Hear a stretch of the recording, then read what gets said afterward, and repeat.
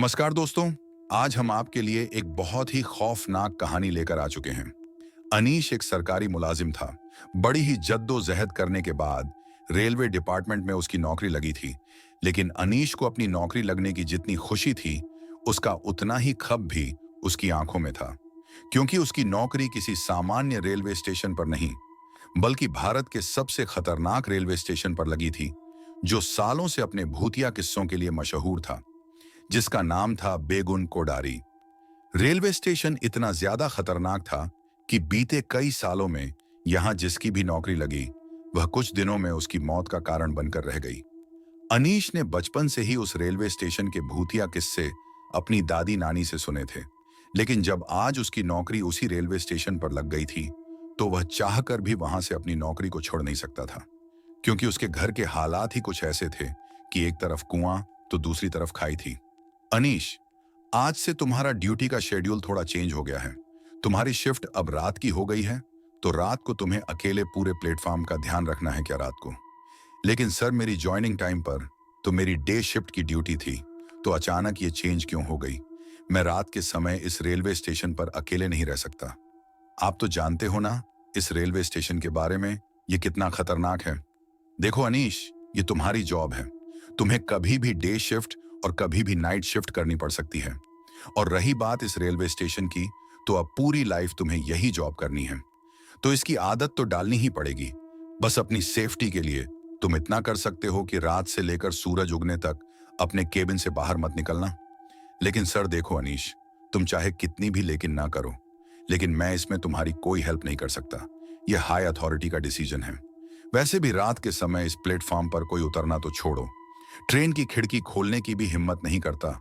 तो don't worry, तुम्हें अपने केबिन से बाहर निकलने की जरूरत ही नहीं पड़ेगी। उस समय अरुण सर तो मुझे यह बात कहकर चले गए, लेकिन बचपन से मैंने उस रेलवे स्टेशन के बारे में जो किस्से सुने थे, उन्हें याद करके वहां रात को अकेले रुककर ड्यूटी करने की मेरी हिम्मत ही नहीं हो रही थी। पर मैं मरता क्या ना करता। वह कहते हैं ना कि मजबूरी इंसान से कुछ भी करवाती है। बस मेरी पैसों की मजबूरी ने मुझे ना चाहते हुए भी ऐसी जगह नौकरी करने को मजबूर कर दिया। शाम के 7 बज चुके थे। रात के 10 बजे से मेरी शिफ्ट शुरू होने वाली थी। तो मैं तैयार होकर अपने क्वार्टर से घड़ी में ठीक 9 बजते ही निकल गया। वहां से रेलवे स्टेशन ज्यादा दूर नहीं था, तो मैं 10 बजने से थोड़ी देर पहले ही स्टेशन पर पहुंच गया। जब मैं केबिन में पहुंचा, तो डे शिफ्ट वाले जुगरा सर वहां से निकलने की तैयारी कर रहे थे।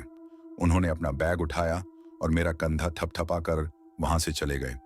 उनके जाते ही अभी तक जो मेरा मन थोड़ा शांत था, वह बेचैन सा होने लगा।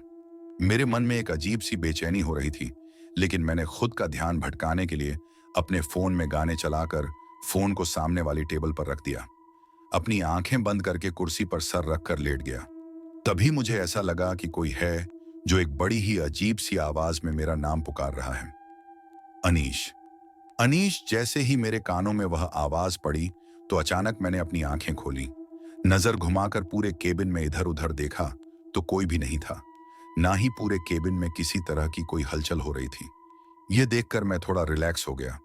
फोन में कोई बोरिंग सा गाना चल पड़ा, जो मैंने अपनी जिंदगी में आज से पहले कभी सुना नहीं। उस गाने की भाषा और आवाज भी कुछ अजीब थी। अचानक वह आवाज अपने आप बहुत तेज होने लगी। उसे सुनकर ऐसा लगा कि मानो मेरे कान के पर्दे फट जाएंगे। मैंने गाना बंद करने के लिए जैसे ही हाथ में अपना फोन उठाया, तो मेरे फोन की पूरी स्क्रीन बिल्कुल ब्लैक हो गई। मैंने पावर बटन से फोन को स्विच ऑफ करने की कोशिश की, लेकिन मेरा फोन अचानक ऐसा हो गया कि मैं उसे ऑफ ही नहीं कर पाया। उस आवाज से परेशान होकर मैंने अपने कानों को अपने दोनों हाथों से भींच लिया। तभी अचानक सब कुछ एकदम शांत हो गया। मैंने जैसे ही अपनी आंखें खोली, तो मुझे ऐसा लगा कि मेरे केबिन के दरवाजे को मानो जैसे कोई बहुत जोर से खटखटा रहा हो। लेकिन इतनी रात को पूरे प्लेटफॉर्म पर मेरे अलावा तो कोई और था ही नहीं। तो फिर आखिर मेरे केबिन का दरवाजा कौन खटखटा रहा है? यह सोचकर मेरे पसीने छूट गए। लेकिन फिर भी मैंने हिम्मत करते हुए पूछा, कौन है? कौन है बाहर? मेरी मदद करो। साहिब, दरवाजा खोलो, वरना वो लोग मुझे मार डालेंगे। बचा लो मुझे। अरे, यह तो किसी लड़की की आवाज है। लेकिन इतनी रात को कोई लड़की यहां पर क्या कर रही है? नहीं, ये सब छलावा है। मैं दरवाजा नहीं खोलूंगा। ये सोचकर मैंने दरवाजा नहीं खोला और चुपचाप अपनी कुर्सी पर ही बैठा रहा। तभी वो लड़की मेरे केबिन का दरवाजा और जोर जोर से खटखटा हुए मदद की गुहार लगाने लगी। प्लीज मुझे बचा लो, वो मार डालेंगे, मुझे खोल दो। दरवाजा उसकी इतनी तेज रोने की आवाज सुनकर मुझे ऐसा लगा कि सचमुच कोई लड़की मुसीबत में है। इसलिए उसकी मदद करने के लिए मैंने अपनी केबिन का दरवाजा खोल दिया। दरवाजा खोलते ही सामने देखा तो मेरे सामने दूध के जैसी सफेद इतनी खूबसूरत लड़की मानो कोई अप्सरा उतर कर मेरे सामने आ गई हो। उसे देखते ही मैं उसकी खूबसूरती का कायल हो गया। मेरे दिल दिमाग पर जैसे उसकी खूबसूरती का सम्मोहन छा गया। वह मुझसे रोते हुए क्या कह रही थी, मैं यह समझने की खत भी खो बैठा। तभी उसने अचानक अपने हाथों से मुझे पीछे करते हुए मेरे केबिन के अंदर आकर दरवाजे को बंद कर लिया। प्लीज आज रात मुझे यहां छुपा लो, सुबह होते ही मैं यहां से चली जाऊंगी। ठीक है, लेकिन आखिर तुम इतनी डरी हुई क्यों हो? क्या हुआ है? देखो, अगर तुम्हें कोई मदद चाहिए तो मैं पुलिस को इन्फॉर्म कर सकता हूं। नहीं, प्लीज तुम किसी को मत बुलाना। मैं आज रात गोपाल के साथ भागने वाली थी। बहुत प्यार करते हैं हम दोनों एक दूसरे से। लेकिन यह बात मेरे बापू को पता लग गई। गोपाल तो किसी तरह यहां से निकल गया, लेकिन मैं यहीं रह गई। कल सुबह गोपाल मुझे लेने आएगा तो मैं उसके साथ यहां से चली जाऊंगी। लेकिन सुबह होने तक मेरी मदद कर दो। अगर मेरे घर वालों ने मुझे ढूंढ लिया तो वह मुझे जान से मार देंगे। मैं इसीलिए यहां पर आई, क्योंकि इतनी रात को डर के मारे कोई भी मुझे यहां ढूंढने नहीं आएगा।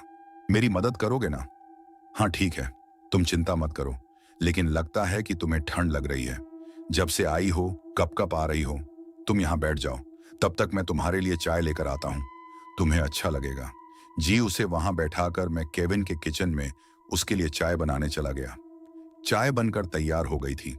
मैं बस चाय लेकर उसके पास जा ही रहा था कि तभी मुझे उसकी चीखने की बहुत तेज आवाज सुनाई दी। उसकी चीख सुनकर मेरे हाथ में पकड़ा चाय का कप मेरे हाथ से छूटकर नीचे गिर गया। मुझे लगा कि उस लड़की के घर वालों ने कहीं उसे पकड़ तो नहीं लिया। यह सोचकर मैं बड़ी ही हड़बड़ी में किचन से बाहर आया तो मैंने देखा कि मेरे केबिन का दरवाजा खुला हुआ है और वह लड़की भी वहां पर नहीं है। केबिन के फर्श पर खून की कुछ छींटें पड़ी हैं। मुझे उस लड़की की चिंता हुई। मैं जल्दी से अपने केबिन से बाहर निकला तो केबिन की दाहिनी ओर से मुझे फिर से उसकी चीख सुनाई दी।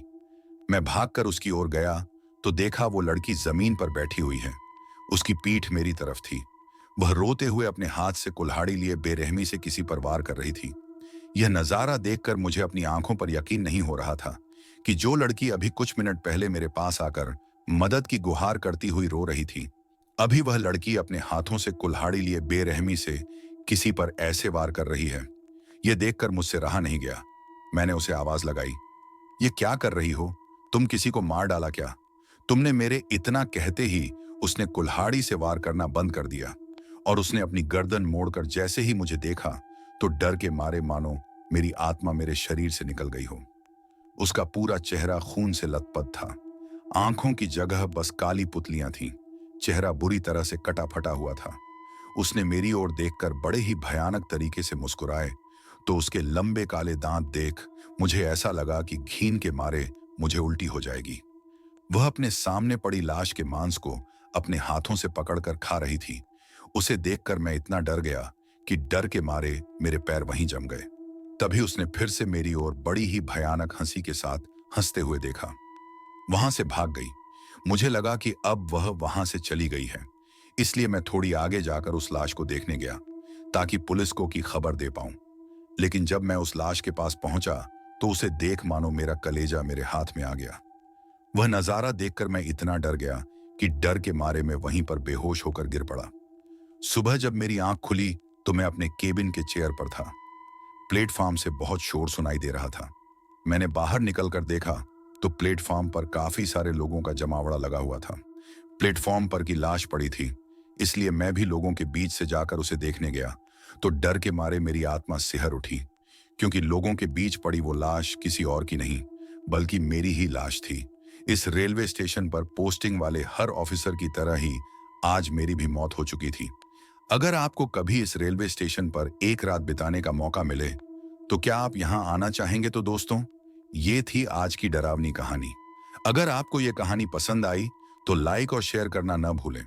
ऐसी ही और भी खौफनाक कहानियों के लिए हमारे चैनल को सब्सक्राइब करें और घंटी के आइकन को दबाएं ताकि आप हमारी नई कहानियों को सबसे पहले देख सकें। अपनी राय नीचे कमेंट में जरूर बताएं। मिलते हैं अगली कहानी में, तब तक के लिए सावधान रहें और सुरक्षित रहें।